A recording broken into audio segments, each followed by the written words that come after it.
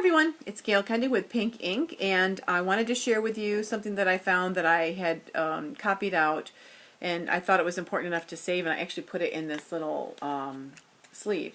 So this was from September 23rd, 2009, and it is a letter from the gentleman. He's called The Goals Guy. I don't remember I think it's Gary Blair, but you can look it up, TheGoalsGuy.com. He's really great to follow for goal setting type stuff. But this says, in this message, my objective is to speak to your heart, rattle your soul, and encourage you to say yes. He does a 90-day challenge towards the end of the year. He always does a 100-day challenge, 90-day challenge. This is about the Dear John letters that were from World War II. And he wanted to equate it to your dreams and goals, but he says the genesis of the Dear John letters can be traced to World War II. They usually begin, Dear John, I have found someone else whom I think the world of. I think the only way to get out is for us to get a divorce. These letters, which broke the hearts and dreams of our servicemen and women, soon became known as Dear Johns. I developed this lesson to provide a different type of Dear John letter. It's a private note from your hopes and dreams, and it speaks loudly through your subconscious. I trust it will be powerful enough to get your attention, and more importantly, to compel you to, and these are my words, to finish strong and to start strong for the next year. The purpose is to provide an outlet, a voice for all of those hopes, dreams, desires, and goals that you've neglected. If your goals, hopes, and dreams could talk, what would they say?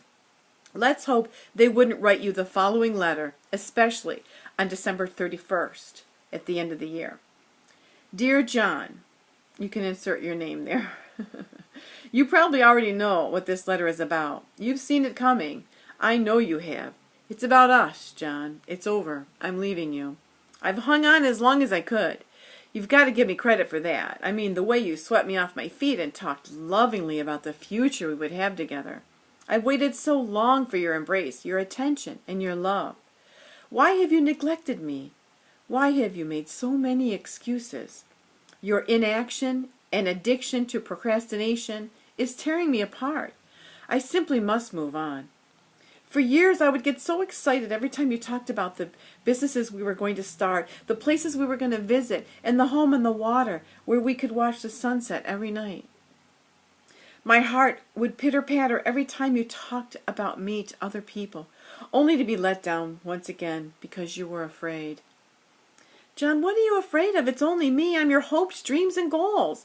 I wanted you so much as you wanted me, but you left me no choice. I simply must move on. Please do not attempt to talk your way out of this.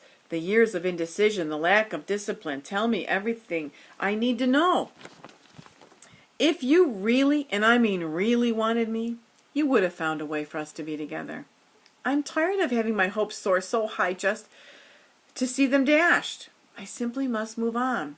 Time is marching by without us, and my greatest fear is suddenly becoming visible on the horizon. I'm so afraid that we could come to the end of our lifetime and never have the chance to really know one another. It breaks my heart to even entertain this thought, but I simply must move on. Like the genie that grants 3 wishes, I wanted to give you your heart's desire. All I wanted, needed, and asked for was your attention, your devotion, and your willingness to work hard for me. If that was too much to ask for, then I'm sorry. I simply must move on. All things of value must be earned, and I've grown tired of your excuses and lack of patience.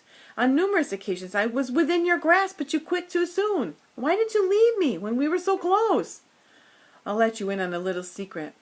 Every day I would call out to you, I'm your goal. Here I am. Come and get me. I'm curious. Did you ever hear me? I repeated this question day after day, month after month, and year after year. But now I've grown tired of hearing that the timing is not right, that you're tired, or that someday you'll get around to it. It's now time that I get around to it myself and find someone who's committed, who's focused, who's proactive. I simply must move on. On behalf of all of your hopes, dreams, and desires, there is something you should know about us. We will never fail you, nor will we ever let you down. The main reason why we have not embraced one another is that you have failed us. by not taking action. Why? Sincerely, your goals, hopes, and dreams. So I thought that was pretty powerful. One of the reasons, and I'll confess, is that I've always talked about a place on the water or a pool. I only want a built-in pool where I could entertain, have my family there, have beautiful parties. I love throwing, I love entertaining. And a part of that, when it was, looking over the water, I mean, this was powerful to me, and I remembered it, and it's like, wow. So once again, I'm reading it, not just for myself and for a little kick in the butt for myself, but for anybody out there who can hear it. So let this year, whatever year you're watching this, be ended with a really strong finish and a really powerful beginning for the next year. So I'm not going to put a date on it because it's powerful any year. Just start now. Okay, we'll talk to you later. Bye.